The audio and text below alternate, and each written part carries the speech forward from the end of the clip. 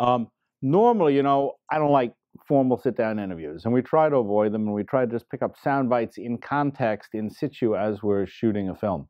But today, we're going to have a couple of lessons on formal interview because there may be times when you want to do it or you have to do it. You want to do it because you're making a longer documentary and you want to elicit some serious conversation, and we'll talk about that, or you have to do it because your client has demanded a formal sit-down interview, and that's just how it is.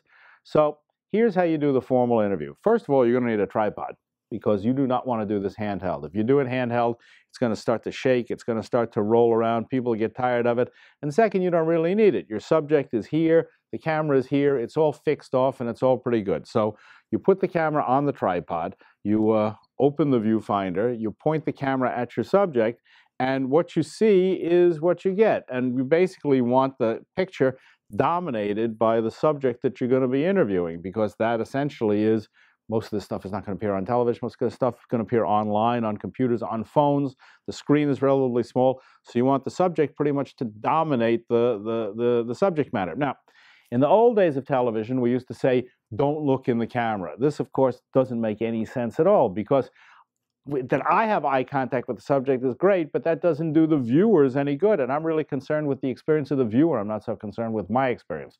So I want to set up the camera so that the subject is actually looking directly into the lens.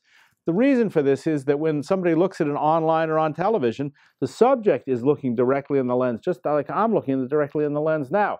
And you can see I have a lot more impact on what I'm saying to you if I'm staring down the lens and staring directly at you than if I'm saying exactly the same thing, looking at this, and you're looking at my ear. This is really old school television, and it's kind of pointless. The reason this arose because in the old days there was a cameraman who had his camera on the shoulder. He stood off to the side, and the subject made eye contact with the interviewer.